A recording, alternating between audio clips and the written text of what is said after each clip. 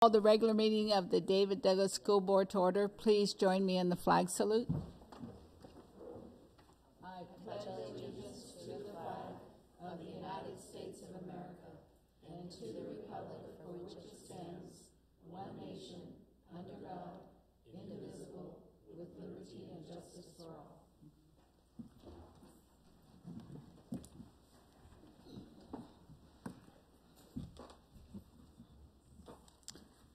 Okay, I guess we'll start out with student body report. Hi, everyone. I don't really have very much to talk about today other than the assembly that we're going to have tomorrow morning, and I wanted to invite all of you guys, if you don't want to come. It would be really awesome because that's the assembly where we are revealing the Scots Angel, and the Scots Angel this year, his name is Dylan, and I brought one of his flyers that we made in student council, and I'll leave it here with you guys if you want to read over it. But he's a 9-year-old at West Powhurst, and both of his parents went to David Douglas schools, and he just recently got diagnosed with diffuse eccentric pontine glioma, and that is the same type of cancer that our Scots Angel had last year, Jasmine, who unfortunately passed away. And so the different thing about Dylan this year is that his family's been trying to get him into a lot of test studies, and so I think they got into a test, like a trial in New York. And so just basically how they explained it to us in class today was that they're just trying to prolong his life, because it was almost you've only got this much time to live for this 9-year-old. And it's pretty emotional because a lot of us were really close with Jasmine last year, and that being the same type of cancer, it kind of touches on a soft spot in everyone's heart because she was a student at David Douglas, not one of the elementary or middle schools, so she really did have connections with each and every one of us. And it's really hard to see just a kid so young having to deal with these type of problems that no kid should have to. And so I'm going to leave this flyer here for you guys if you want to come. And a couple other things that we're touching on tomorrow morning is we have a Troubadours performance, and actually a performance by the Polynesian Club that we have here at Douglas. And that's pretty exciting because we haven't really had a performance by them in my time of being here, so I'm excited for that. And also we are revealing the winter formal theme from the sophomore and freshman class, and that's exciting because they keep it pretty under wraps. They like to keep it a secret to everyone, and so it's going to be like this big ordeal. And then finishing off the assembly with the Miracle Minute that we typically do, where each of the student council kids has one of the Home Depot buckets at the doors, and we just ask that people donate what they can. And every year, last year I think we've had to have at least like $2,800 just in the time that it took for everyone to leave the assembly. So I know we're all really excited for that. And that's pretty much what's been going on recently in my world. Just really gearing up for Scots Angels because this year we feel it's really, really important to raise as much as we can, because both of Dylan's parents have quit their jobs to take care of him, and they have 2 other younger children. He has 2 younger siblings, and we just feel that it's not necessarily our duty, but we can help, so might as well help, because it's just so hard to see someone, especially within our community, having to face these problems. But I would love it if any one of you guys came tomorrow at around 9 o'clock in the North Gym. And it's gonna be one of the harder assemblies, but definitely worth it. So thank you guys. Thank you. And you can leave or stay. And for those that haven't attended one of the assemblies, I was there last year, and it is very inspirational, to say the least. So, but unfortunately, I have to be in this room tomorrow at 8:45, so I won't be able to attend tomorrow.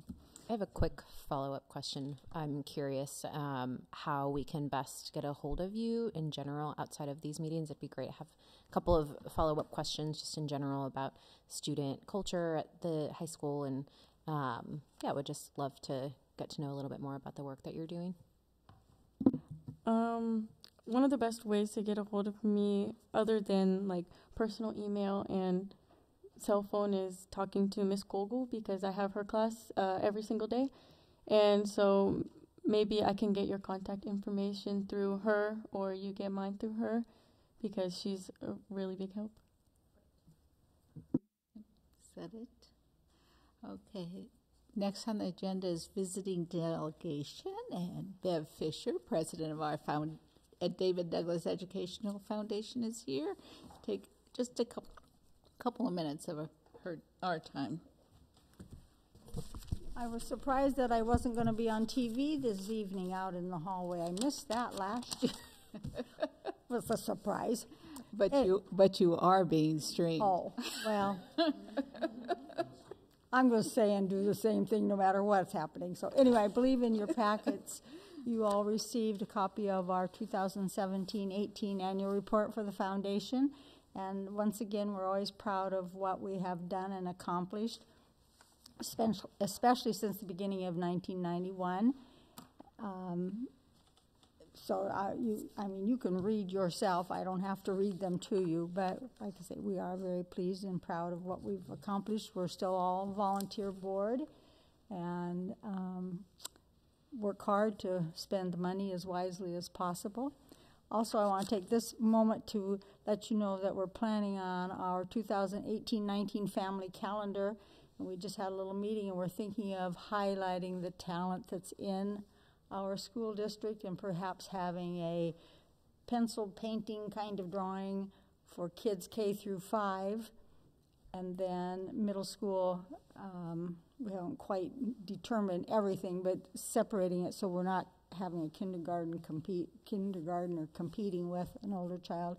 And then by the time we get to the high school, of any kind of talent in the sense of woodworking projects, some of the arts that the kids come up with, you feel you could pick the blueberries and eat them right off of the paper. They're very talented. So we're going to have a little contest, see who participates, make some choices, and then put that in for this year's calendar.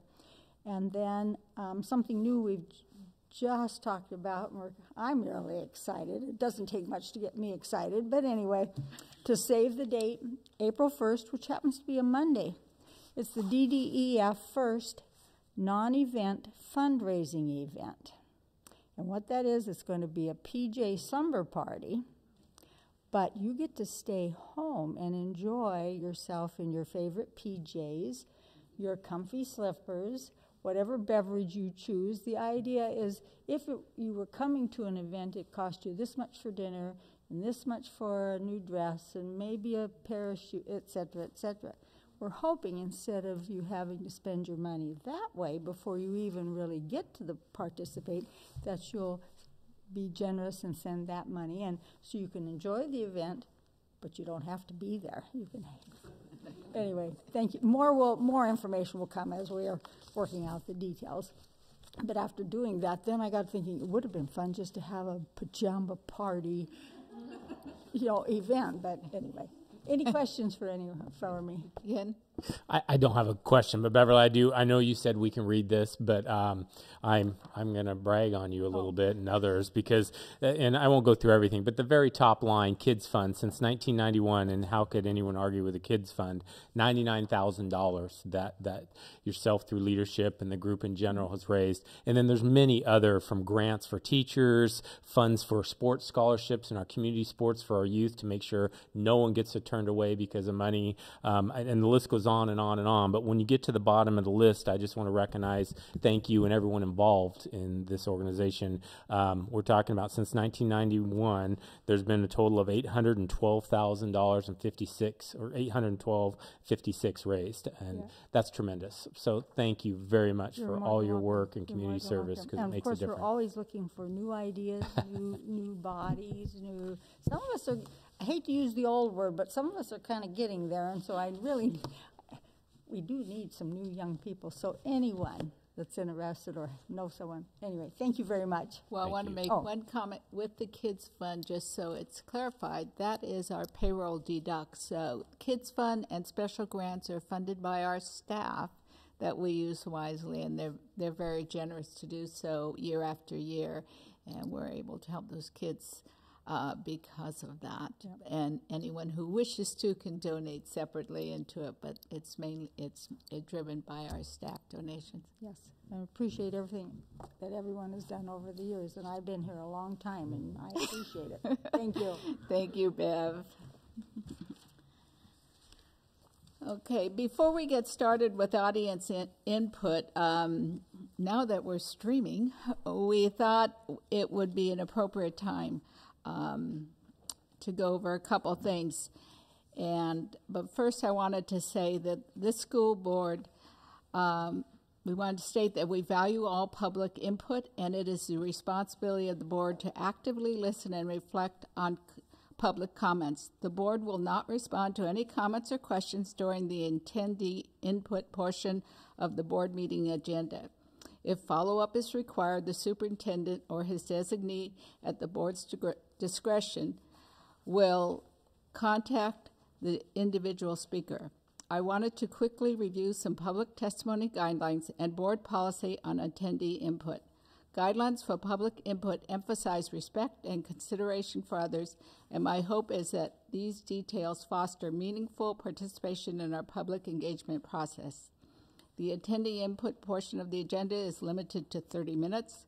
As posted at the back of the room, there are certain public meeting guidelines for conduct, and that's right above where you sign in. If you are providing input, the following guidelines apply. Individuals wanting to provide input must sign up prior to the start of the meeting, and the individuals are called at the board chair's discretion. Please state your name for the record and the topic of your intended testimony. Attendee input is limited to 3 minutes per person, and we ask that you respect your time limit so there is time to hear from each person who has signed up. If you have any handouts for us, please provide them to the board secretary. At any time, the board will accept written testimony from individuals. Under board policy BDDH, speakers may offer objective criticism of district operations and programs. The board will not hear comments, criticisms, or complaints about district employees. The board will not hear comments regarding any individual district staff member. The board chair will direct the visitor to the procedures of board policy KL public complaints for board consideration of a legitimate complaint involving a staff member if this is the topic of input.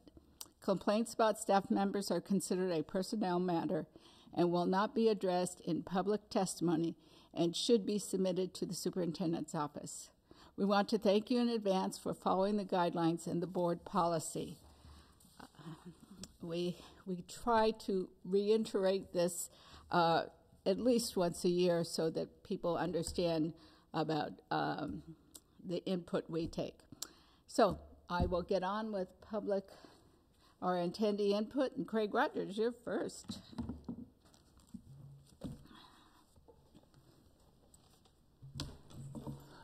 I want to thank the student representative that enlightened me to some of the things that are going on, like the Polynesian Club. I thought that was a wonderful thing. I know about all the over 70 flags that are in your gymnasium that represent people of different nations. And I've been watching and listening to the OPB presentations on middle school students and their emotional and mental challenges, and it just garners more respect from me to you for what you represent and the job you do. And with me this evening, I brought a gentleman, Russell, right here. He lives next to Floyd Light Park up there at the top, up above the school. So he's seen a lot of the problems, but he's also seen them resolved because Ken made a very prudent decision to cut the brush down in David Douglas, and I ran up there to the gentleman that was cutting it down, got his business card, and there's no two ways about it. I pressured the city of Portland then to do the same because at first, like I said, they told me, it's not in our budget. We'll put you on a list, but that only lasted 2 months. So our mayor came out about 2 weeks ago and took a walk up there just like I do on patrol. So it was very brief. It was too short, but it was long enough for him to begin to get a feel for what we're dealing with up there in the large 3-owner property area. And, you know, it used to be 5 incidents a day. We're lucky if we have 1 incident a month now. And Ken and Doug's been up there to get to this point, picking up needles and helping move people on. And it's different. It's different there, you know, and they get the support of you. So you've really changed things, and I appreciate that. And recently there at Bloomington Park, just last night, it isn't, half a mile from Ron Russell Middle School, there was a shooting because the same thing was going on there that was going on here, where it was like 1 a.m. in the morning. The gentleman lives next to the park. He goes out and tells the people, hey, cut it down. You know, it's too noisy. And they shoot at him. He's on his porch. He's got his family inside the house. They shoot at him. And, you know, I don't see that happening right now. I need to keep my guard up. I patrol that land every day. So we got a BES building. We got Floyd Light Park. We got the community center, and that's all overseen by Nick Fish. And I know Sonia Szymanski's chief of staff really well.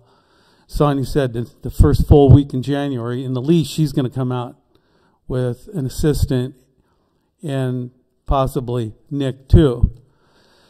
So I want them to see what we're dealing with because it can go south just like that, especially if they move people off of one area of land. They don't have any place for them to go, and then they see this big open area, because if you walk that land, it's a homeless person's paradise until I walk it.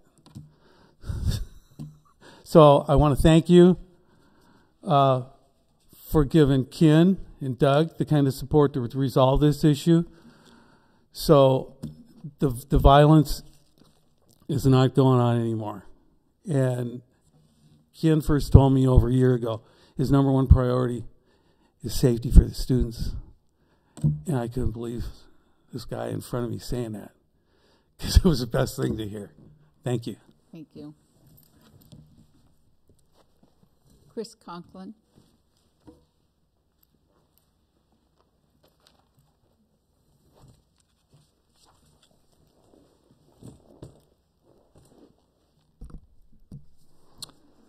Last month, I stayed through the board meeting and was able to view the discussion of the newly released state scores.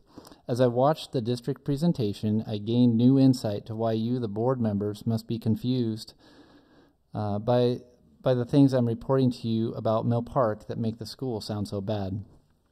While those of us still alert glanced at detailed charts on the big screen, noticing colors like warning signal lights of our grade school's performance, we were barraged by district leaders with a seemingly endless list of positive signs from the same schools. In his dialogue to the board, Ken references a year-old New York Times article about the Chicago schools. Ken compares David Douglas students to theirs and used their chart to describe his philosophy. He described how we accept children as they are, whatever their background, and encourage them to grow however much or little they can. The problem with using this chart to illustrate his approach is that it is a graph of 3rd to 8th grade and not a pre-K-12 model. If he is accepting children into kindergarten from random sad situations, I would totally understand why they were so far behind and so slow in growth. But according to his graph model, Ken is accepting struggling children with open arms in 3rd grade, and they come from his elementary schools, failing, falling behind, becoming sad enough statistically that we are surprised and encouraged by any growth. Sorry, Ken, is it disingenuous to make the claim that we are bringing these kids in from troubled places at 3rd grade when they have already been under our educators for at least 3 years prior. Ken goes on to make us all feel better about our unusually aggressive growth in the district as he continues the comparison to Chicago schools, which last I checked has some of the most struggling schools in the nation. Ken shares with excitement how our children, just as Chicago, are growing 6 years in 5, and this makes them appear to be growing faster than the average student. Memorizing your ABCs should get easier with age. But are we really excited that our kids start 3rd grade behind and share progress stats with the worst schools in the nation as they try to catch up? While looking at charts this way says impressive things about what our middle schools are accomplishing, it completely ignores such poor academic performance in our grade schools. Does it bother you that all of our 3rd graders are a whole year behind on average? How much more growth would we experience by putting all of our efforts into producing 3rd grade achievers? While manipulating statistics to find heartwarming growth makes everyone in the room feel better about themselves, our number one focus should be our declining graduation rates. Ken, growth is not meaningful unless these children are graduating. I'm sorry, but whatever you have been doing for the past few years has not yielded any measurable progress to real graduation rates. These state scores don't show that the district is not trying, but they show that what you are trying is not effective. For our kids' sake, we need to cut through the rhetoric and get serious about our core problems. Thank you. Okay, let's go on to Pat, the auditor's report. Yes, and so I want to welcome my dynamic duo in the back, Paul Brodman, who you've seen before, and Laura Olson. And with them, who is coming up front, is Hannah Surplus with Polly Rogers. You've seen Hannah before here, a couple times, I think, on Skype and a couple times in person. So I'm going to turn it over to Hannah. And Paul and Laura are responsible for the CAFR that got put together this year. Good evening, everyone. My name is Hannah Surplus. I am team manager at Polly Rogers & Company. Roy sends his regards. As always, he's a very busy man to track down, so I am here to present the board results, or the CAFR results, to all of you. I know you have a busy and full agenda, so I don't plan on taking up too much of your time. I'll first go over the highlights of the governing body letter, which I believe everyone has been given. Briefly discuss new items this year, and then can answer any new questions that you may have. If you'll please turn your attention to the governing body letter, this letter goes over our responsibility as the auditor, as well as the responsibility of management. If there were any difficulties or disagreements with management, which we're happy to say there were none, as well as best practices and a few other miscellaneous items. On page 1 of the letter, you'll see bullet points under the purpose of the audit section. Should all be familiar to you. These essentially are the 3 different audits that we have conducted this year. First being generally accepted accounting principles, Oregon municipal standards is the second one, and then federal regulations for federal expenditures. On page 2 of the letter, you'll see the section for the results of the audit. We're happy to say we've issued an unmodified opinion, have found no exceptions with state minimum standards or federal standards, and did not need to issue a management letter, which in short means this is a clean audit and everything is looking good. On page 4, you'll see the best practices listed out. These are merely suggestions on behalf of the firm. They are not negative remarks or anything that we found wrong, but items for management and the board to be aware of and consider from year to year. It's impossible to have everything clean, and we are aware of that, but David Douglas' management team does a great job of creating compensating controls and helping mitigate risk, and we want everyone to be aware of that. I don't have a lot to say. If I did, that would be good. So a lot of technical expertise goes into creating the CAFR and the financials, and it's a joy working with all of David Douglas's team. We ask for a lot of information over a short period of time, and so we appreciate all of their help in getting us what we need to finish this audit. And overall, I want to say thank you again to management team and point out that there are no material weaknesses and no significant deficiencies. And overall, we consider that a clean audit and exactly what you want to see. Please let me know if you have any questions. Is there any questions? Comments? Do you want to- So I don't know that it's really a question for you, but maybe for the rest of the board. Help me remember, didn't last year we have a fidelity insurance coverage question? Do you remember? The question, I'm sorry, I should be more specific, that the same deficiency that you noticed here, it seems like Yes, almost so exact thing. it is the exact thing, and it's a catch-22. I see Pat going to pipe up here in a second. Okay. The purpose of this is because David Douglas has so much money going through all of its accounts. The reason we want this to be a comment and just to be something aware of is because fidelity or employee honesty insurance coverage only covers so much, and David Douglas has more money running through all of its accounts. So if evil Paul or evil Laura come in and wipe everything out somehow, there's only so much insurance. So this is merely a reminder to make sure that the board and management are comfortable with all of the mitigating risks and compensating controls in place. And the main thing is if all three of these management people here are gone tomorrow and you have brand new staff, you would need to make sure that they all know what all the compensating controls and mitigating items are in place, and you would want to make sure that you are still comfortable with all of that and what's going on within the district's finance office. So, Pat, I think you were maybe going to say something, but in part of what you might say, I could just ask you a question. How could we mitigate it? How could we mitigate the risk that she just spoke about?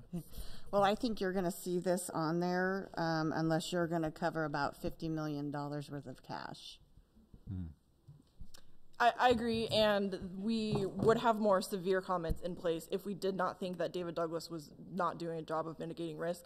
But we do see the mitigation of risk and the compensating controls in place and the extensive reviews and steps in place to keep everything out of one person's control. And so that is why this is the only real comment in regards to the possibility of anything terrible happening, was just what coverage you have in place. Other than that, we're comfortable with all of the controls that are in place. Otherwise, we would be notating out more comments on here. Yeah.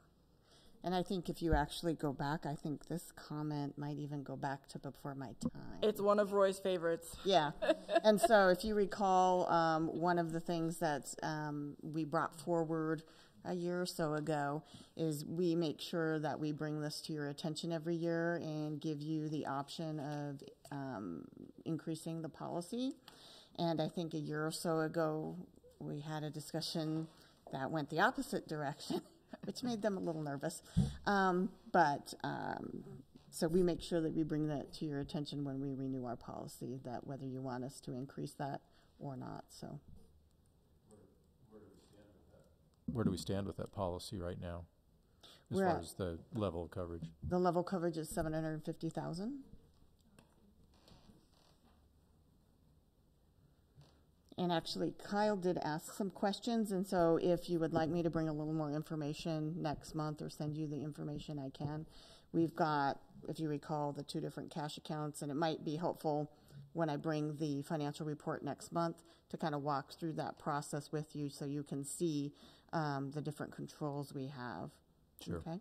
Yeah, be a good reminder. Okay.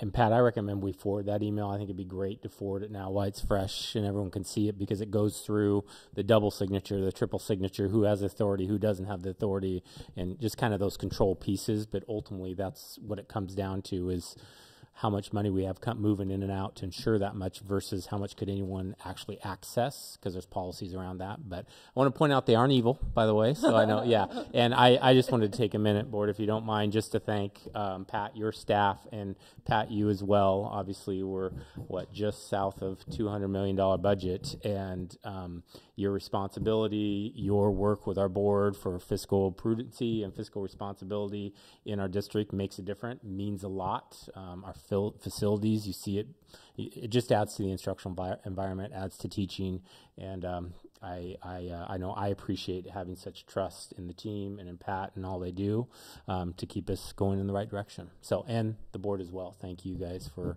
allowing us to do our business. I just want to comment. I appreciate your work, but I really appreciate, having been here a very long time, how well you have staff the business office, and as well as putting in the proper controls so that we have a lot less risk. But just the change in the business office from where we were considered a small district to now in the budget we have where we need people who are very highly qualified working in there. Yes, we try to get the best and the brightest, and you see two of them right here. Okay, thank you very much. Thank you for your time. Next item on the agenda is superintendent's report. Great. Thank you very much, Madam Chair. You do have a packet in front of you. It has one of the ear clips on it if you want to follow along. Number of different items. I'm not going to go through every single one in detail. We have quite a few policies to talk about and a lot more agenda.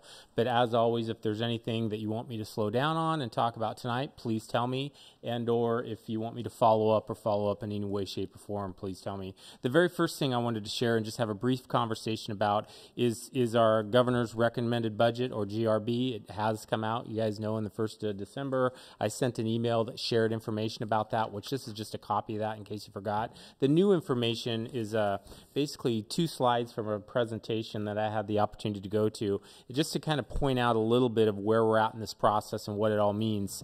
Reminder, in 17-19, the biennium budget we're currently in, they started at the state calculation of current service level of 8.02. We were at 8.77. The governor's recommended budget at the time was 8.02. This time, she's at 8.97, and I'll explain what that means in a bit, plus $100 million for PERS to help mitigate PERS. Overall, the current service level, when they were talking in 17-19, us and partners such as OSBA, COSA, we believed we needed about $8.4 billion. Again, we ended up with about 8.2, so it went from 8.02 to 8.2 through the lobbying efforts in our work. Where we're at right now, current service level, when you talk to COSA, you talk to OSBA, and ourselves, Pat stepped out right now to thank them, but we're at about 9.1. We believe our current service level, we need 9.1. They've allocated right now is 8.77. So you can see that we're still under. And the reason I'm saying that is because there's still work to be done. We're going to be lobbying. We're going to talk a little bit tonight about an activity that we, Christine, Andrea, and I had the opportunity to go to. But ultimately, I want to state that this budget, and I'll share the next, is a great start. But if it was to stop at $8.77 billion, we would probably be looking at a deficit. These are rough numbers right now, but again, my job is just to communicate where we're at. The other thing is when you add the $100 million to PERS, we aren't quite sure what the impact of that will be. We have no idea. It's an investment, but will it be taken out next biennium, next year? We don't know anything yet. But ultimately, you end up at about 9.13 billion, 8.9, 9.9. It's just under the 9.13. So we're about 60 to 150 million short. But with that said, I'm not going to go over the base budget expenditures because I sent that in my email. But a reminder that with the key education investments, there's another $793 million that's identified in the school improvement fund, another $133 million for Measure 98. The issue is these are all investments that take revenue reform. They take added revenue in one way, shape, or form. So you can see the back page overall is the GRB total with some of these additions is about 10.16. Which is above current service level. We'd actually be looking at investments in our education programming across the state. So I just wanted to make sure you had a snapshot of that because you're going to continue to get emails. You're going to continue to see it ramp up. It's 'tis the season, only it's not the holiday season. It's actually budget season, the conversation. And as a board, we're doing a concentrated effort in the county to work together to lobby and have conversations. And then as a superintendent, we'll be doing the same thing, and we'll be talking about that a little later tonight. So. Can you email these slides to us? Yeah, absolutely. Yep. So Andrea asked for the slides, and I will I'll forward the whole presentation to you because I just pulled out 4 slides, but I definitely will do that. Ultimately, this is real rough numbers. If the state school fund came in at 8.97 right now with a 49-50 split, which is the good news that they're talking about that because it helps our floor, that would raise our general fund to $98 million. This is based on This year's ADM, remember, we're projecting down, so all these numbers are, again, so big and broad, but it would increase our state school fund by about $6 million, probably a little bit below that because of our enrollment decline. That's good, right? The problem is a reminder that we're talking about somewhere in the $4 million for a PERS increase. So if we got $5 million and we had $4 million right out of the gate for PERS increase, that's $1 million just to open our doors year to year. I mean, that's gone. So that's kind of where we're at in the process. And again, just want to keep you aware as we keep going. The next thing, very quickly, in the packet you have a copy of this, and that is the letter we received. If you remember, during the achievement report, we identified that Mill Park Elementary is a targeted school. We finally did receive a letter that communicates that to us. We still have a lot of questions, and we're reaching out to ODE, but I just wanted to share with you because what they identified is it does come with some funding of about $45,000 that we'll be able to use to help at Mill Park. So again, at this point, we haven't been able to partner with ODE to know exactly what this means, but at least we've got the formal communication so we can continue to move forward. The next thing, there's no handout in your packet. Just a reminder, on November 14th, and I want to thank Frida and Donna, we had our first Your Voice Matters listening campaign. I really enjoyed the opportunity in the evening, and I wanted to remind the board that we have another one scheduled February 7th, another one May 14th, and I'll email all this because I see some of you were there, but I will follow up with an email this week to give you dates and times. Love to invite you all. On top of that, Kelly's put together on January 15th and 18th some specific language events where we will have interpreters, and rather we will provide interpreters on the 7th and 14th as well, but rather than having one person with interpreter, this way it will be the entire audience, and we're the ones that will actually need the interpreters. So anyway, so we are doing that. Looks like about 4 different events where we're going to be doing that as well. So just a reminder, and again, you'll see it on Facebook. I'll get communication to you. Yes, Do you know please. which language is? We have Spanish, Somalia, Asian, Chinese, Vietnamese. Kelly, anybody else? We basically did our 4 top.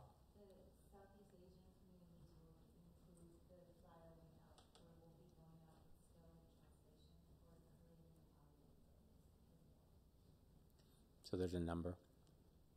We will send that flyer. We have it electronically. We'll send it to you. It's still being translated, but we have the.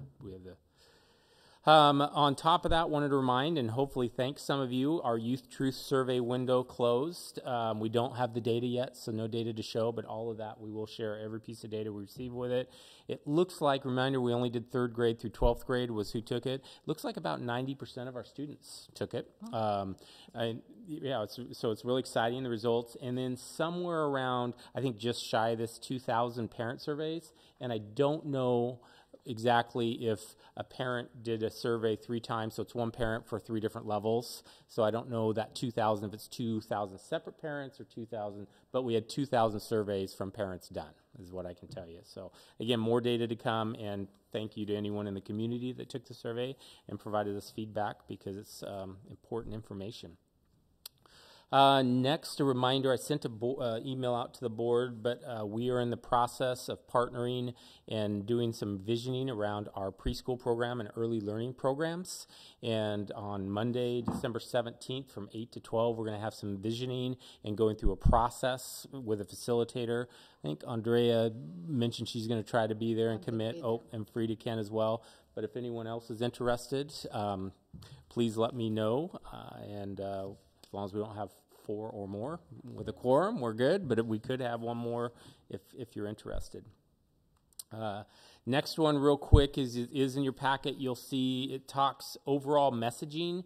Again, we're going to talk about this later in the board agenda, but on December 10th, we had a legislative affairs meeting where we had electeds along with Christine, Andrea, and school board members from all of our Multnomah County schools, about 50 people in the room. And again, we'll do more of an update later. But what you see in front of you are the talking points that Christine and Andrea had and we used. And I just wanted to share it with the entire board because many of you might have conversations with legislators as well, excuse me. So just so you know what the talking points were. Next one is a follow-up on Multnomah County. I was invited to a Multnomah County informational briefing, which was basically about our Successful Families 2020. And in your packet, you have a memo about that informational briefing, along with a quick one-pager that shares what it's about. Ultimately, it was a thank you. The briefing was a thank you to the county for the investment in the programming.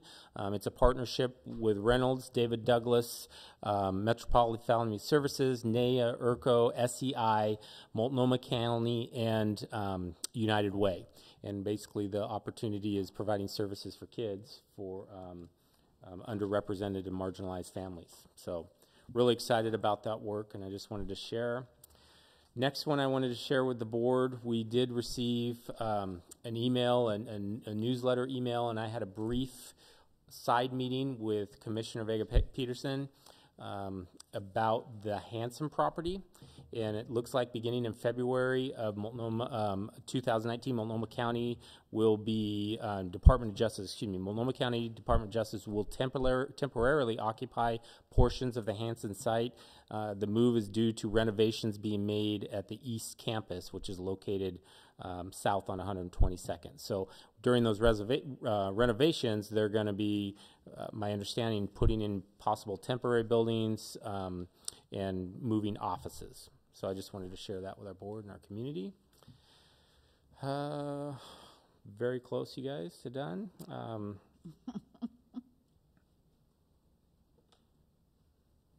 I'll send that in a previous, or I'll send that. This is right hot off the press. The last two here real quick is I was asked to serve on a project design team for the Meyer Memorial Trust Grant. If you remember, last year we had some work with the county around equity, board leadership, and equity training.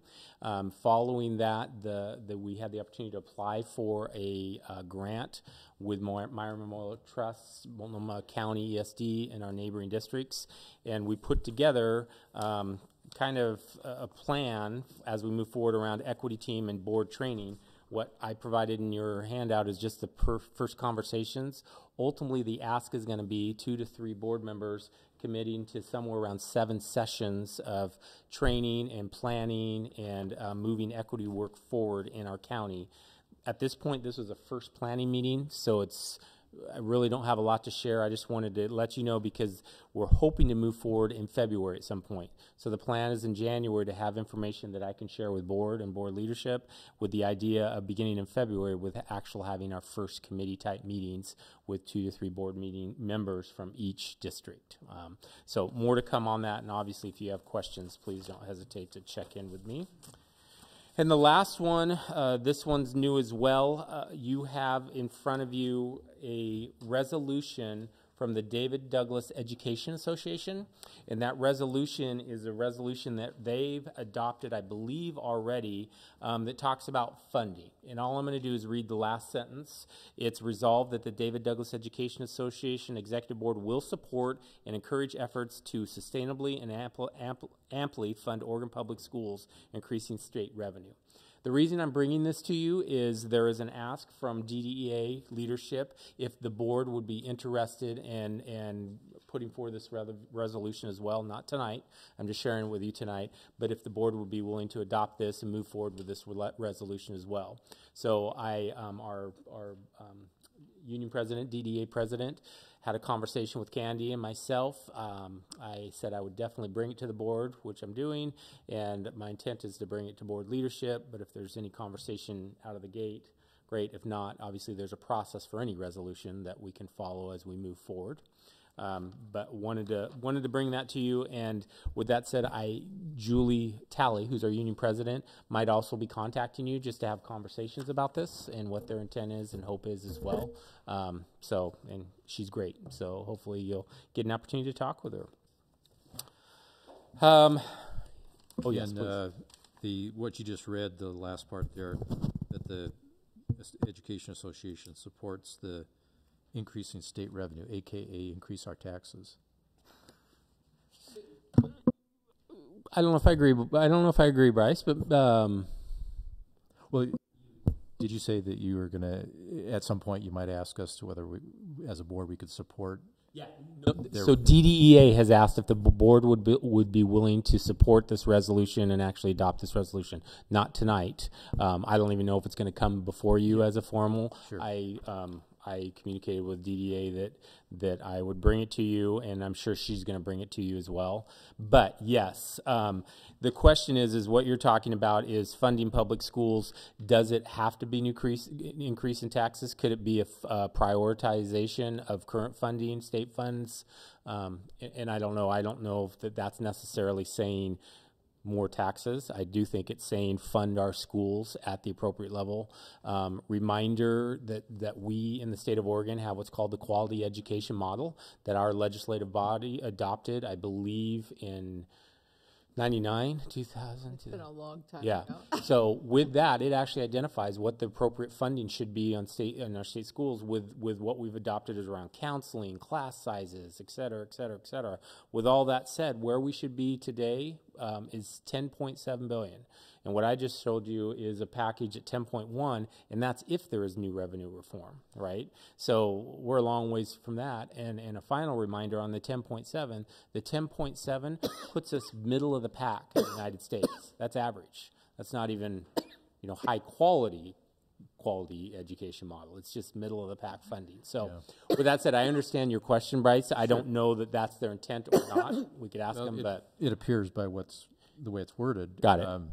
So anyway, I understand.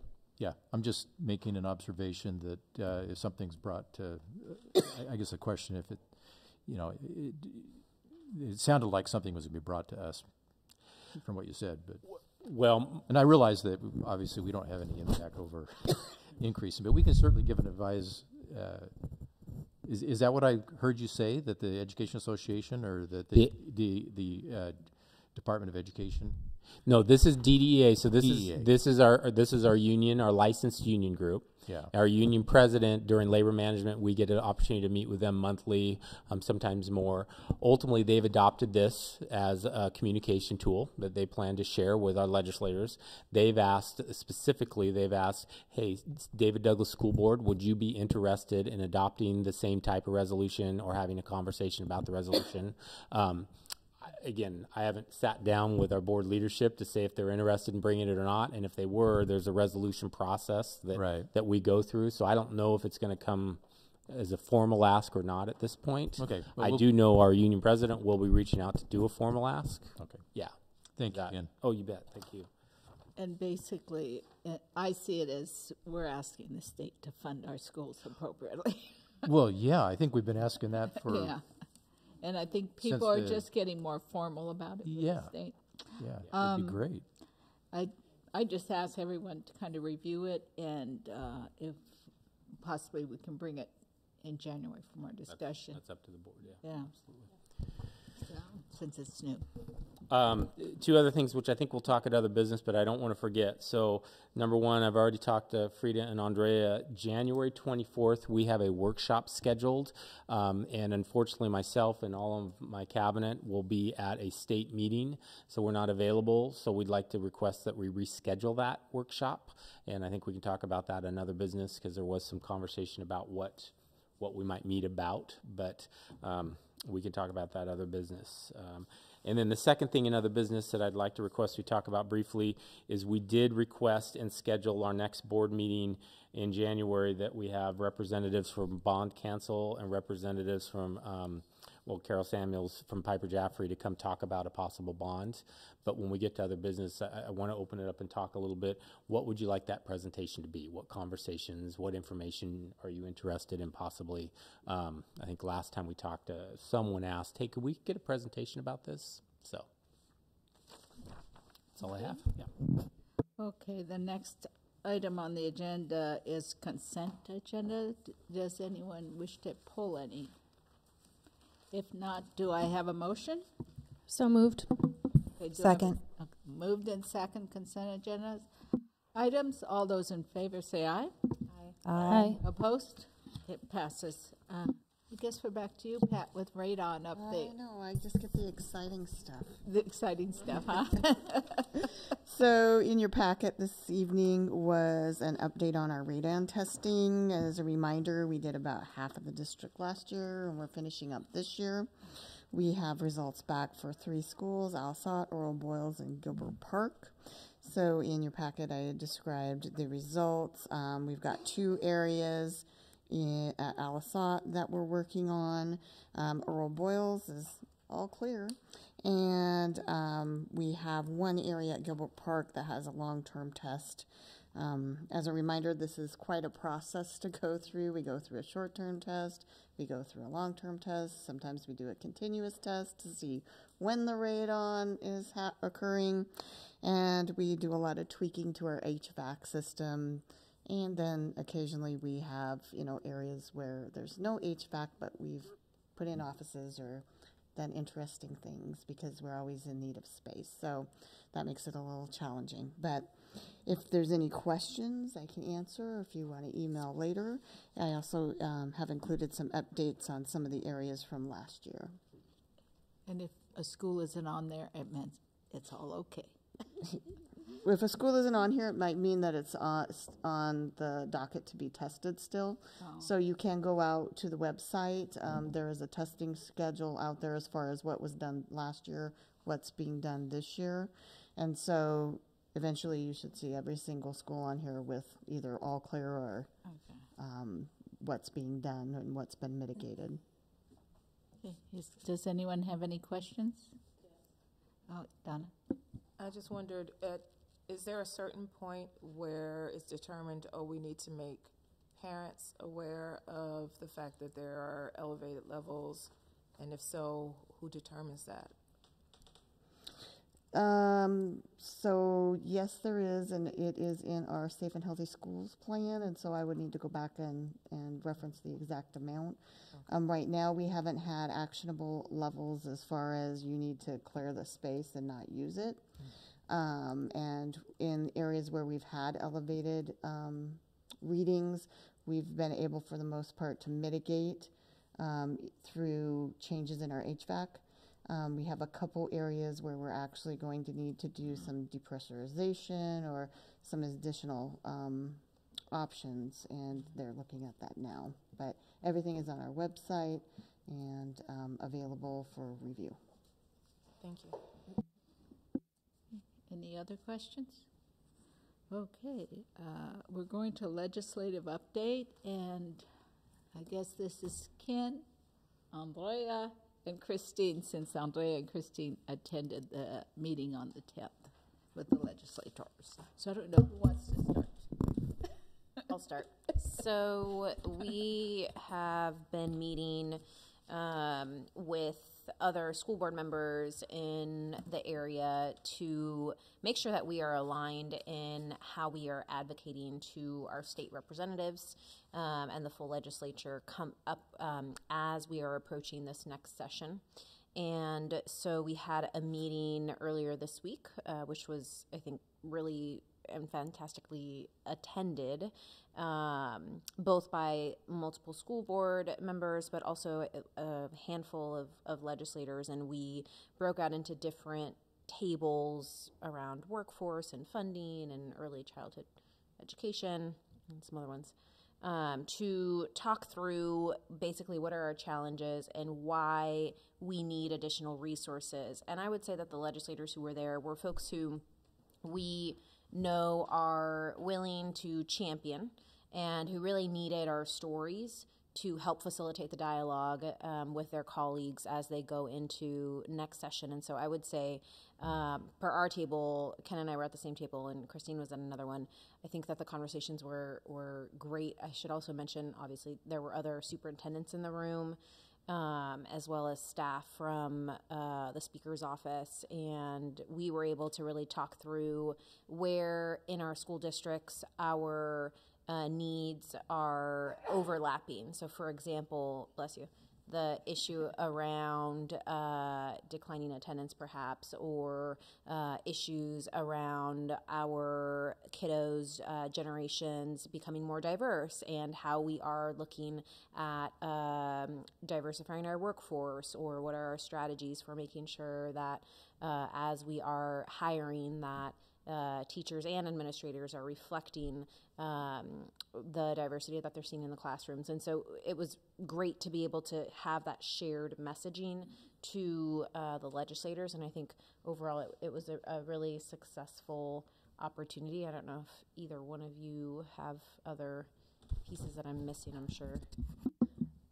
The table I sat at was about early supports, wraparound services, social and emotional learning. We talked a lot about preschool and the need for it, and each district that was there had some form of preschool in at least one of their schools, but everybody said they wanted more. It sounds like the governor's plan right now is to increase by 10,000 preschool slots across the state, which they're calling it a phased-in kind of situation. They have some concern about enough preschool teachers available to ramp up. And then we talked a lot about billing Medicare, Medicaid for students that have medical needs that we're providing those medical services for.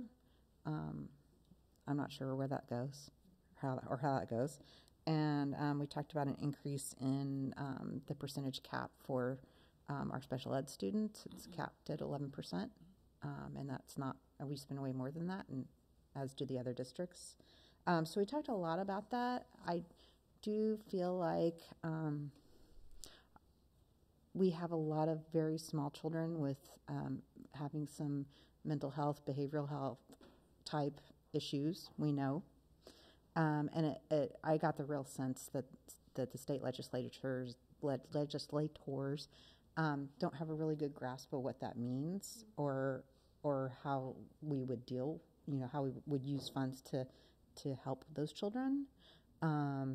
So I think that maybe needs to be emphasized a little more with them, that that's one reason why preschool is helpful, because we can get these kids started in the school system early. But that was very prevalent at our table, was trying to explain to the legislator that was at our table what that meant. So it seems like there might be a little disconnect there, that it's not just kids misbehaving that need more discipline.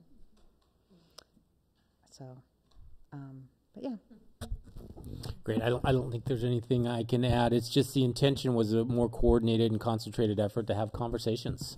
It was set up as a table talk rotation, and each table, I think, had the opportunity to speak with 3 different elected officials to share our stories and talk about school funding. Ultimately, that was at the base of it, but the reality of supports and resources so we can better educate our kids. Reminder that we do the same activity with superintendents. We've always done that, a legislative affair day, and it's in January 10th. So the addition this year was doing it with the board and as a county doing it together.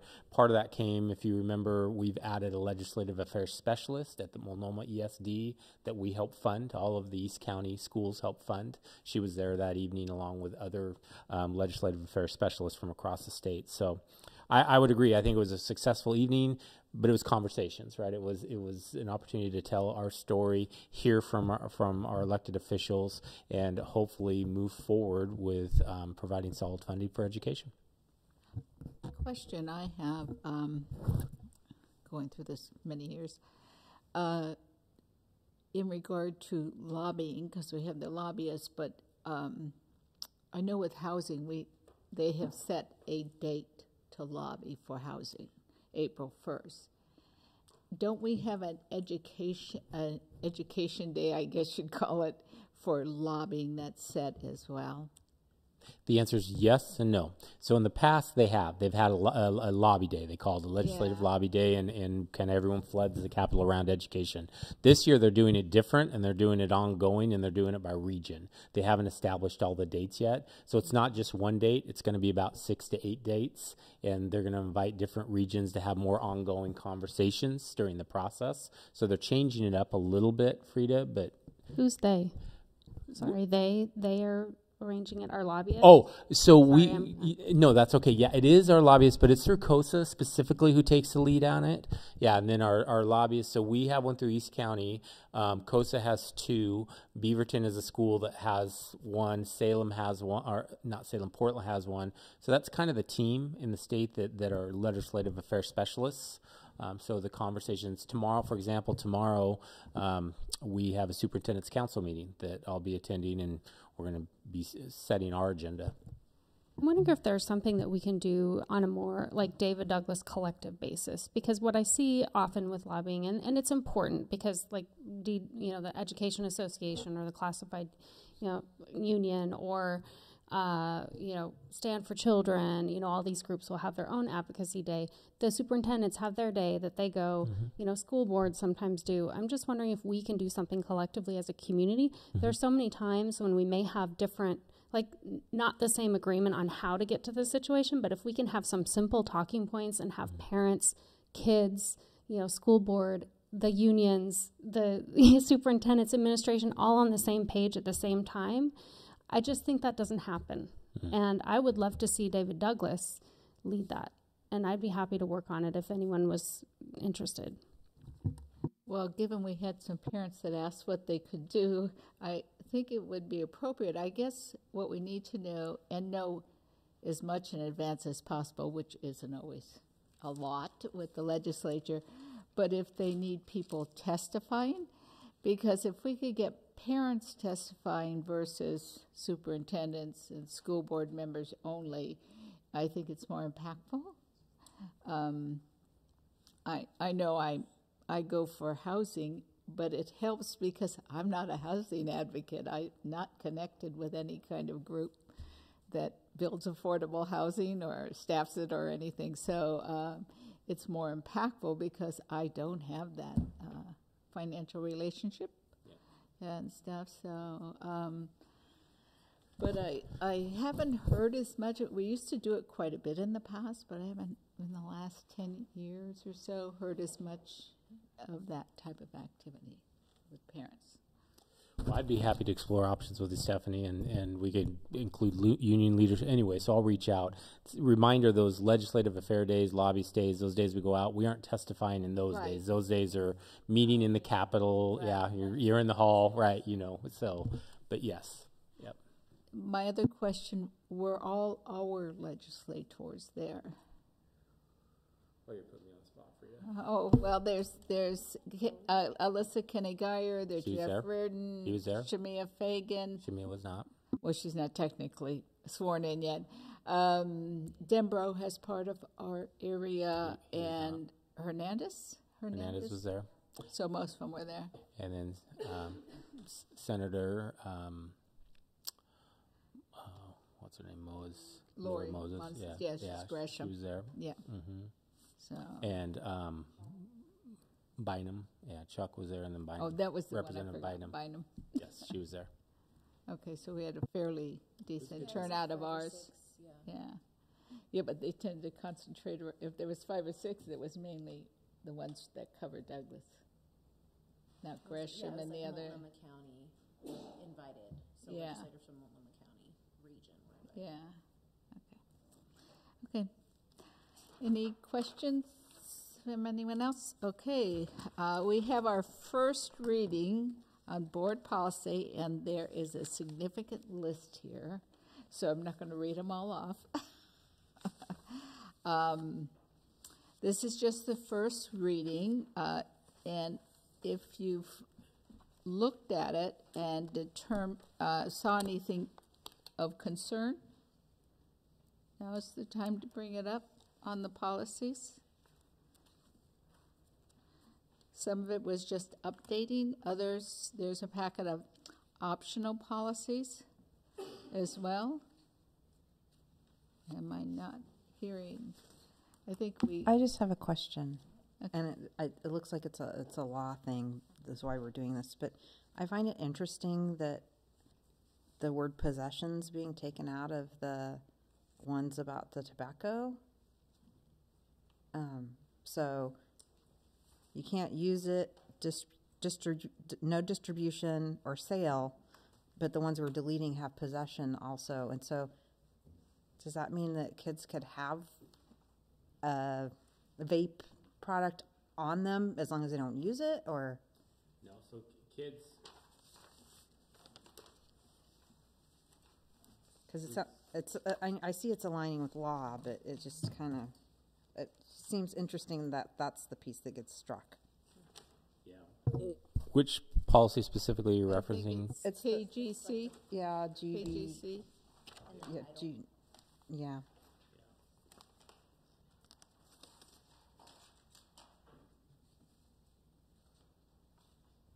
So I don't know. I just think it's an odd thing to strike.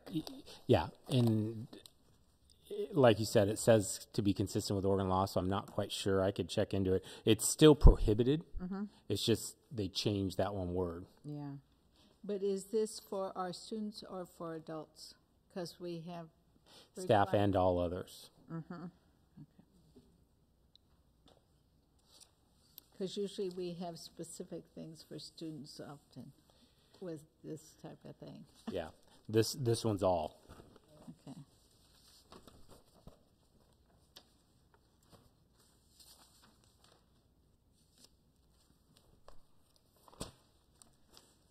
Okay, so you'll check in that for Christine. I think Kyle's questions were answered. One was the legal. It's more how something written. Do you have anything, Donna? I had a couple of questions on the one was under the recognition of religious beliefs and customs. In terms of music, art, literature, and drama, and there was a part of it that says they're permitted as part of school-sponsored activities and programs if presented in a prudent and objective manner, but it doesn't say as determined by whom. Is that who is determining whether what is presented is prudent and objective? Is that a teacher? Is that a principal? Who is making that determination? It's under the AR. IGC in the yellow back here. Yeah, the AR. Yeah. So I wondered about that one.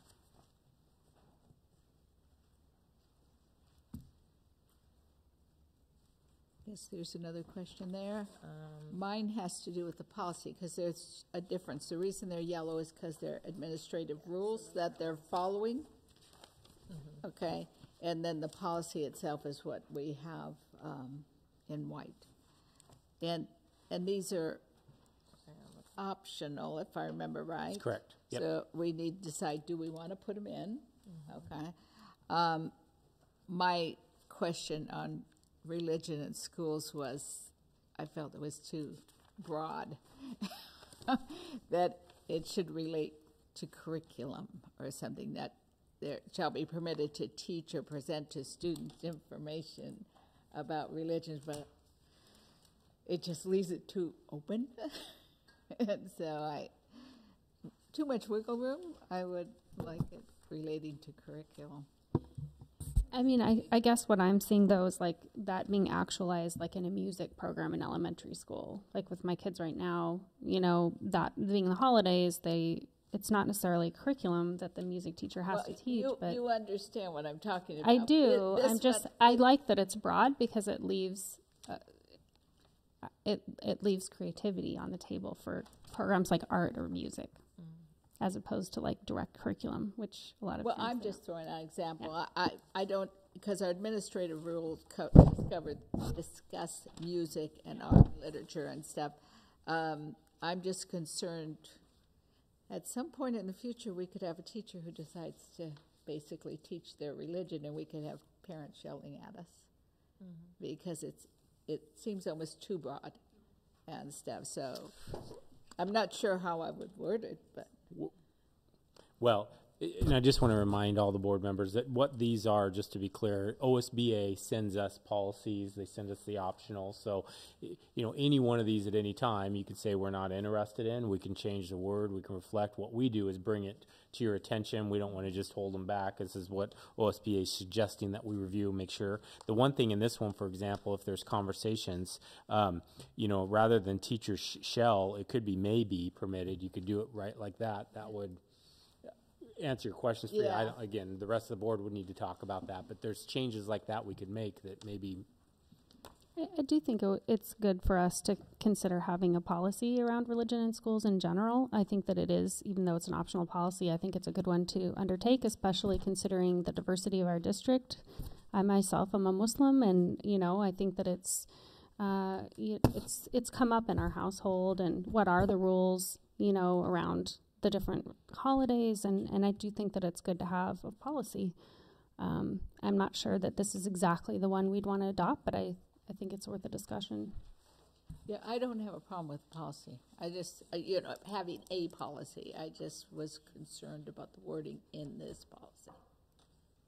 Yeah, I didn't have any significant concerns about how this is written, but I do see kind of the concern around needing to have a little bit more accountability. And I think on the recognition of religious beliefs and customs, it kind of narrows in more in the curriculum. And I think that if there is language that we add around how the teachings are related to our curriculum in general and meeting our standards, then I think that makes a little bit more sense. So it's not just like some random separate lesson, but that it's specific to what it is that the lesson is supposed to be, and using I think in this case a potential example in a religion, which I think makes sense. I'm wondering how this relates to our policy around each child feeling that their particular culture is celebrated and recognized. That we're going through the equity committee, which we have, some work to do to get to a policy recommendation. But I'm wondering if somehow this can be like, if it can be part of that, not necessarily a policy, but that ethos, right, of our district within the equity committee, or if it needs to be a specific prohibition, I guess, as outlined in this,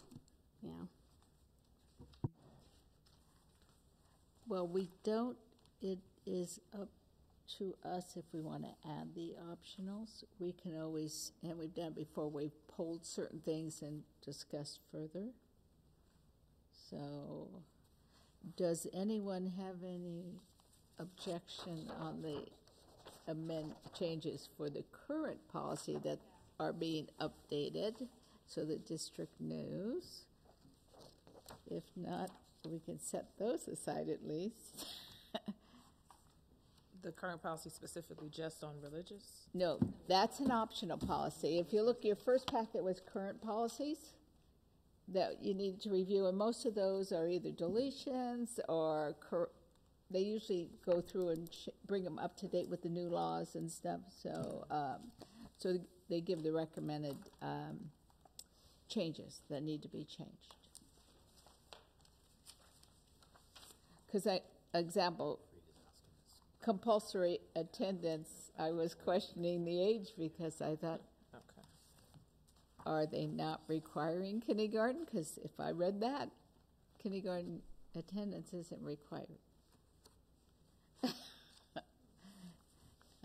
think it was in that one. Because they talk about being 6, I believe it was. So, Yeah, it did sound like that. Oh. That was the current. Yeah, those are the current. So they're just changing it so it matches the law. That's what the red is, or the cross out is. It's the recommended changes. It's a service we have with OSBA to go through our policies and let us know when we need to be updating them, changes at the state. Okay, no one has anything for the administration to What look was at? I'm sorry, but on that compulsory attendance, was there a suggestion that you had, Frida, for a change? No, it That was a just- question I had. It was because they tie it to the law, and I thought, gosh, did they not require kindergarten? Because until kindergarten, even when kindergarten was half day, they didn't require attendance in kindergarten. It's not a required attendance. Right. And so it's just, as much as the push is and gone to full day kindergarten, is the law kind of behind, us? So, anyway. Even with the push to full day, I think it still was never. That's what that's what I was curious at, and that's what I had sent an email to Ken about. Did they not change that to make it required?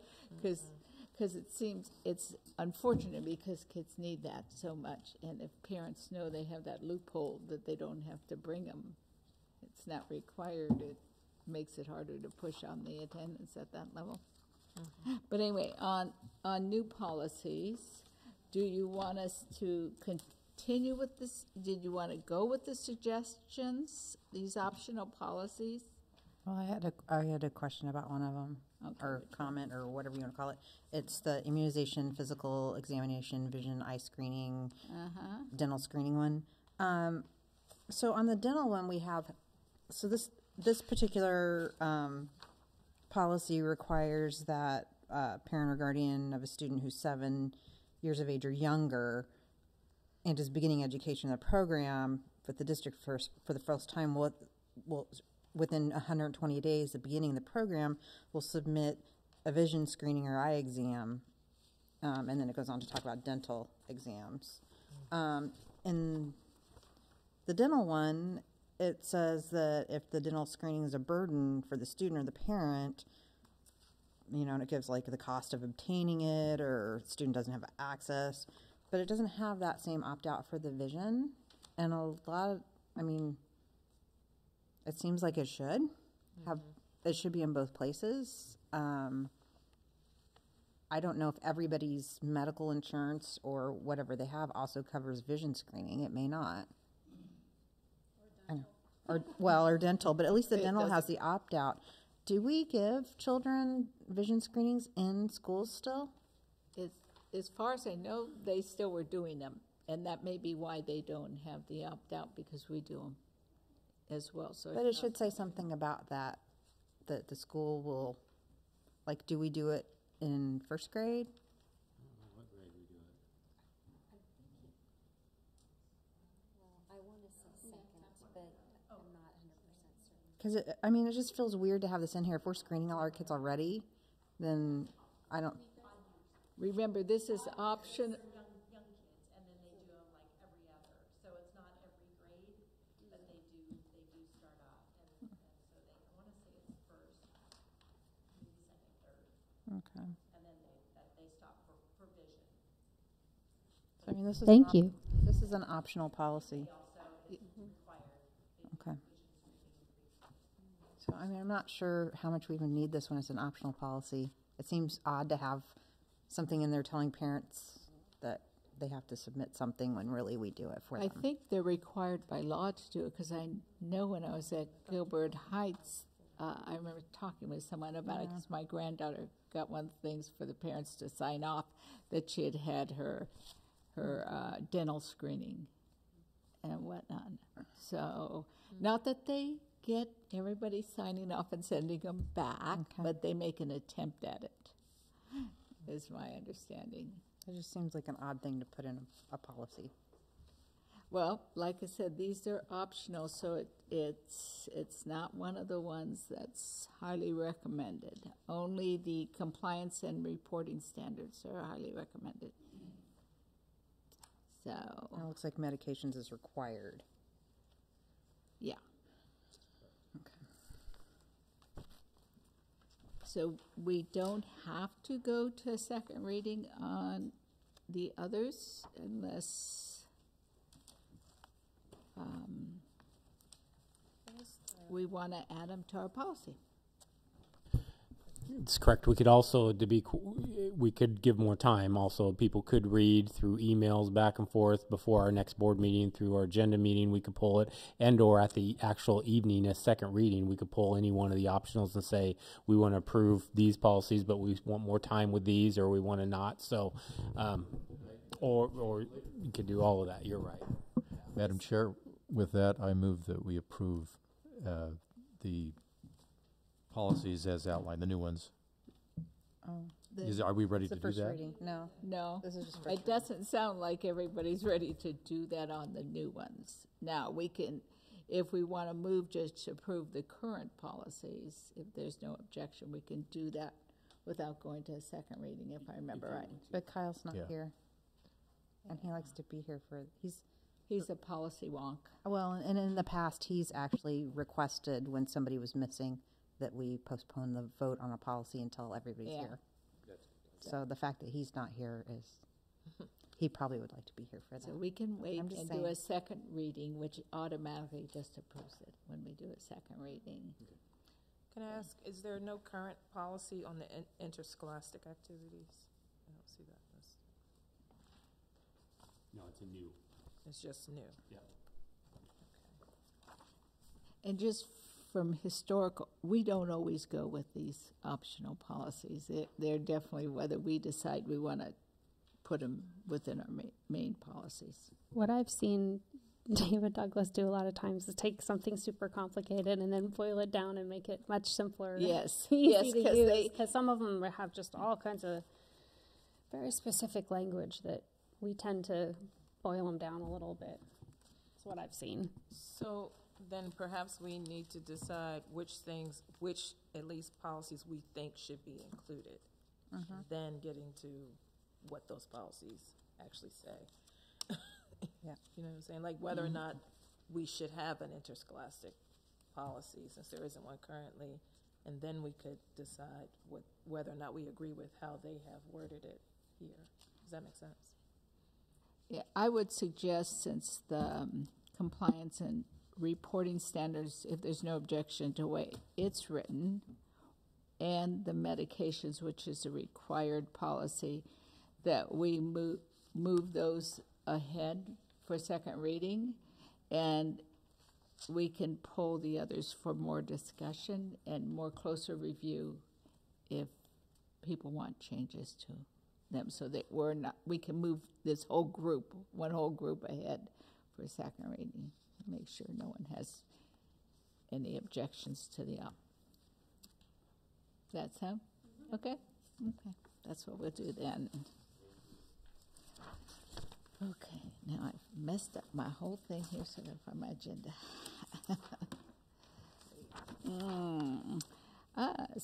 Okay, then we'll go on to subcommittee report, equity subcommittee. Stephanie, since Kyle had to leave. Sure, and you're welcome to join in. I don't have the minutes here, but I'll just try to remember from my own. And Ken, you were there too.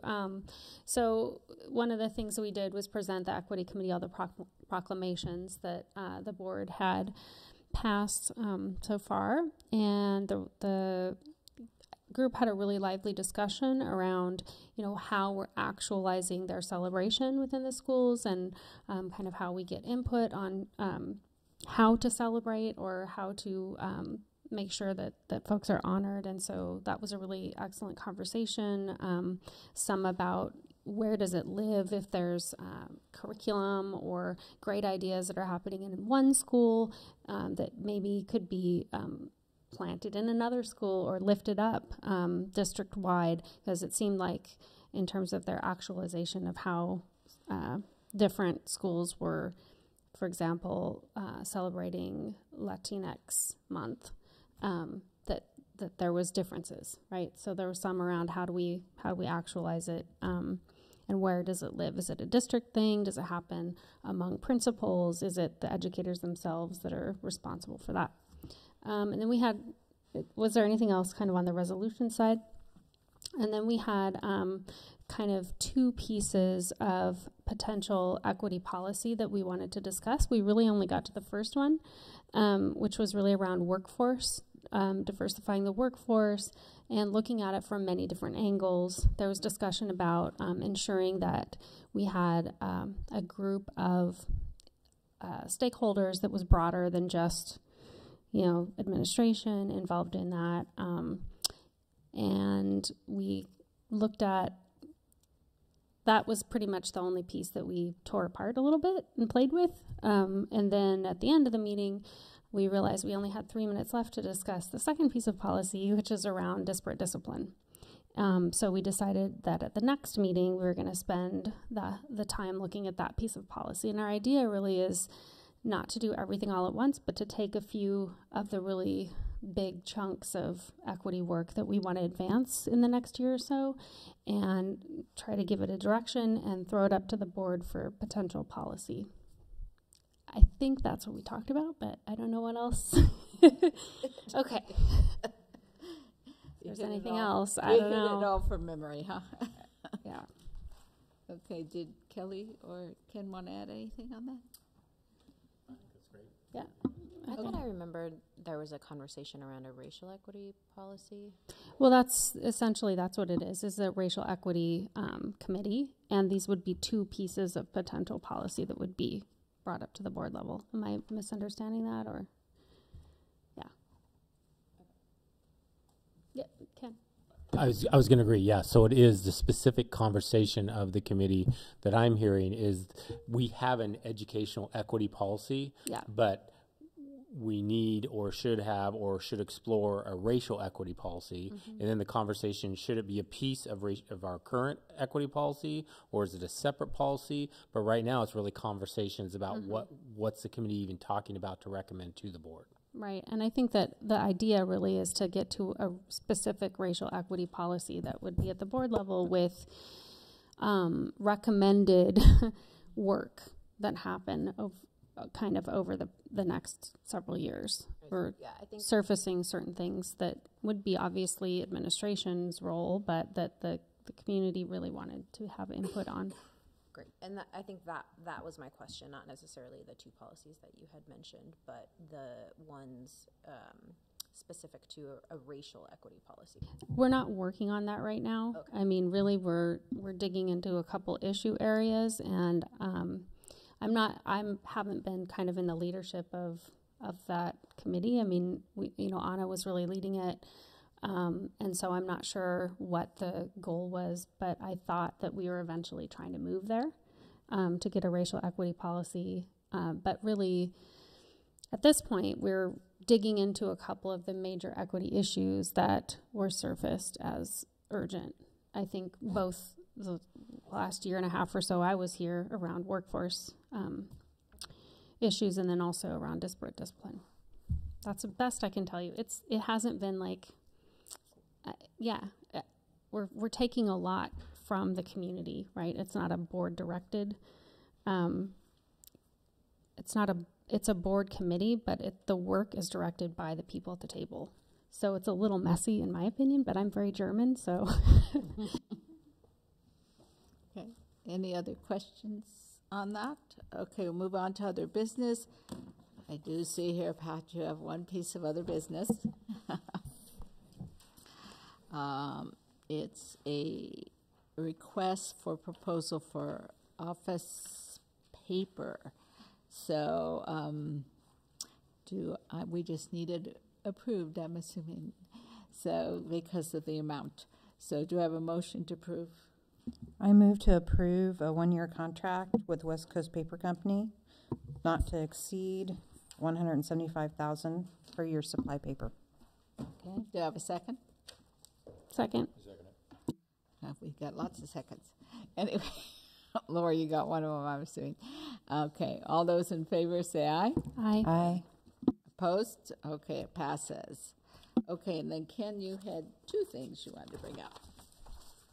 Yeah, so the first one on our calendar, we have January 24th as a workshop. Unfortunately, we are all going to be at a conference and are not available that evening. So I'd like to ask us to reschedule that or consider another date to hold that. At this point, there's nothing scheduled in that workshop, so there's some topics. We could explore that right now as well, but and or I can have Lori send out calendar dates, however you guys want to do it, but the first and foremost want to communicate. If I remember right, there's 5 Thursdays that month. Yeah, if I remember right. What if we just move it to the 5th Thursday if we have a topic to have the workshop? So it's kind of set there. I may not be here. But I would stress the urgency. I think I've mentioned this before around a work session on SROs. I absolutely think it needs to be a conversation and a work session in January. And knowing that you were asked that, I did. I've been in an email conversation with Captain Hayer, who's the Youth Service Division, and basically said, hey, we might be having a workshop. And she said, absolutely, tell me when and where. I can be there. I'd be happy to share and communicate and be part of that presentation. So it's teed up. It's just when we have the meeting. Does anyone? Oh, Bryce isn't going to be here either.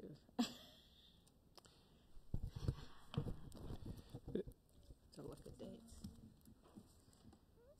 Could we move it up earlier in the month, like the 10th, or the That's or our the regular excuse me, meeting. the 17th?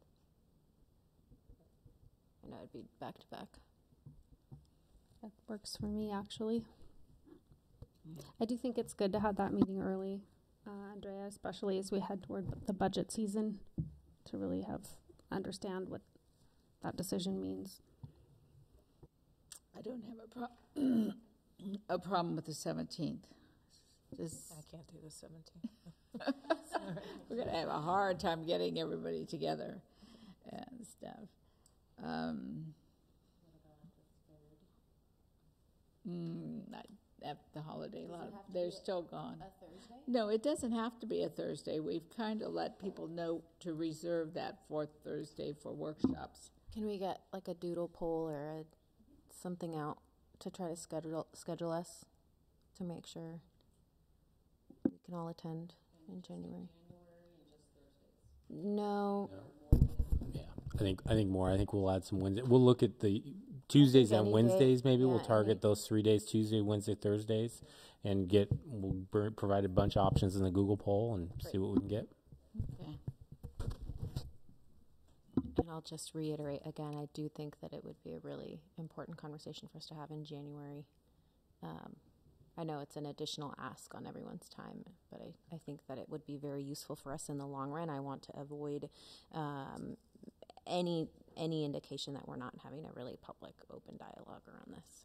Well, we also have the issue where the city's asking us to start paying for it. I think that's what you mean, yeah? Or is it? No, what is both? That's what we're talking about. Well, Portland Public just voted to pay, but they also are having added schools, so I'm not sure what that. Yeah, I mean, I personally don't know, what SROs do in the schools, how often they're there. I mean, I know I see people at our board meetings. Okay, so I mean, I would benefit from some education around that and just So specifically, I asked twofold. One is just a presentation on our partnership. Oops. And SRO, we got Siri going. Siri My can voice tell does us all that. about SROs. So one is that, and then I also, the conversation could lead into the MOU and that. I mean, it could be kind of two parts, one part, both Yeah. parts, but I definitely specifically asked our current partnership, what we do, how that, how we work together, what that looks like. And then the second piece is we do currently have an ask around an MOU that the feedback we received after I had a brief conversation with the board is you're asking for funding that we don't have budgeted right now. We're not in a position to do that. So that's where it's at. There will be and is, though, an ask for next year. And we haven't discussed that yet as a Right. board, as a team. So, but yeah, so that's the idea of the presentation. Okay, that's great. I also, this is something that I brought up a while back, but I still am very interested in the issue of school safety in general. I know that some of our doors don't lock, during the day. There's the issue of the Sun schools and security. I'd like us to take a broad look, you know, at each of our schools and figure that out before the budget season so that we can figure out if there are modifications we need to make to ensure the schools are safe. Perfect. And we can work, or anytime when you want that or the board wants that, we can make it happen. Just so you know, this is the time of year where we are going around. Pat's meeting with principals, our operations manager, to talk about any operational type building type issues. Two reasons. One is kind of the context of a bond. If we have a bond, bigger issues, but the day-to-day issues as well. And then Candy does the same thing around staffing, where we're at with staffing, what we're doing. So we're currently working on budget now before we even get to talk about budget. So, but Stephanie, I want to make sure that you know it doesn't have to wait either. And what I mean by that is if you ever hear of, hey, this door is not locking, please don't hesitate to shoot an email, and because we have a very responsive operations department, and there's certain things we prioritize and make it happen. And can we get video cameras in every single hallway? No, because of the cost. But if there's a door that's not locking for some reason, we need to hear that, and it shouldn't have to wait for a workshop. Okay, anything else on workshop? Okay, so Lori, get a doodle poll up? Okay. I'll tell you right off, January 1st, 3rd and 4th Tuesdays are out for me, so.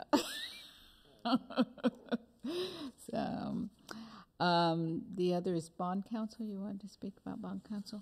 So Pat has reached out to Piper Jaffray and asked if they'd be available at our actual board meeting to come do a presentation or just be here to answer questions, have a conversation around bond. And again, that's done. We can make it happen. I haven't really formalized that with board leadership in our agenda meeting, which is next Tuesday. But I thought this might be a good time if there's specific questions, because they said, yeah, we'll be there, but what do you want us to bring? What do you want us to present on? What conversation do you want to have? So, and again, it can be generic. I could tell them just a generic bond 101. What do we know today? Where are we at? Where are we going? But if there's specific ideas or questions, I just wanted to have that brief conversation. Pat, anything to add? Anything I left off there? I think I was probably the one who suggested it, and in my initial suggestion, my thought process was a similar presentation to the one that we had in the workshop, but specific for council. I would be really interested in making sure that I am understanding kind of the legal framework and the parameters of the usage of the resources and anything else that we should be aware of before we go into a campaign. I want to make sure that we're not articulating something that goes against kind of ultimately what we should be utilizing the resources for. So I just want to make sure, maybe it is kind of a more 101 type of briefing, but I want to make sure that I have that clear in the back of my mind. That was my initial intention with that. Is it possible, because we have so many new board members, I don't know, Christine I know has worked on a bond campaign, worked on it. Has anyone else worked on a bond campaign? You know, some details about how it has to function. You know, it's citizen-driven and reporting and those, just to give people more information about if we go out for it, it's how the bond campaign would have to work. Because it is definitely not administration driven. Okay. So I think it'd be good for people to know that. Okay, any other business? Board member reports. As you guys can all see on your agendas, there's a list of music performances for elementary, middle, and high school, which the band concert was actually tonight. But at any rate, so if people want to look at that and attend these, it's a nice thing to do. It's fun evening. I don't think I have really anything else. Okay. Bryce? I guess I'd just like to wish all of the members around this table and audience Merry Christmas. And I'm grateful for this time of year that we can recognize peace on earth and goodwill to all men and women, all persons. And I am grateful for a knowledge of where not the only place, but where that peace in my heart started, and that's with Jesus Christ. Stephanie. Merry Christmas to Bryce. That's it. Donna? Nothing other than to say I really enjoyed the listening session this past month and getting to hear from parents what their thoughts were, and I thought it was very well done. Very well done. Andrea? Okay, a few things. I enjoyed the listening session as well. I sat in on family engagement mainly because that's a high interest of mine. Tomorrow I'll be attending the stakeholder group for mentor stakeholder groups, so, as representing the board on that, and Monday attending their early childhood visioning. So luckily, being retired, I can attend these a little easier. I used to take off time from work to do them, but I know how difficult it is for many of you to get off. So at least there's someone representing the board at some of these things and stuff. I am still working on the preference policy. When I went to OSBA, I talked with several board members from neighboring schools, and they're all kind of very interested in doing this. And I'm now meeting with the developers. I was recommended that I meet with developers, find out, since they have to implement it, what were some of the issues. But one of the questions I had by one of the developers is, if we did a preference policy, did we want to focus on the preference being for families in our schools? And if we did, would you want it where it's the school catchment area or the district catchment area? My thought, it's just my thought, is we're not going to get that many complexes. So they're not going to be in every school. So I was leaning toward district, but I thought maybe you could talk to your superintendents what they think. It's the two CDCs I talked to so far, Human Solutions and Rose, are just kind of excited about using it as a anti-displacement tool versus like in Northeast Portland, trying to get people to move back. Ours is to keep our families here. So I'm getting a little traction with it, but there's time, so I want to make sure it's done right and something that I can bring not just the school districts, but those developers when it goes to city council, and supporting it so that it has, the support of East Portland, all of East Portland, to get something like that done. So my housing committee, they're working with me on it, so we'll be working on that. And I did share with them that housing stability for our families came up with our education, and they're very appreciative because they would like to see a different voice than just the housing advocates advocating for stable housing. It might be helpful having a different voice. They're speaking for stable housing than just the advocates, the housing advocates that usually go down there. So I think that's it. Anyway, I guess if there's nothing else, meeting's adjourned. Everybody have a happy holiday.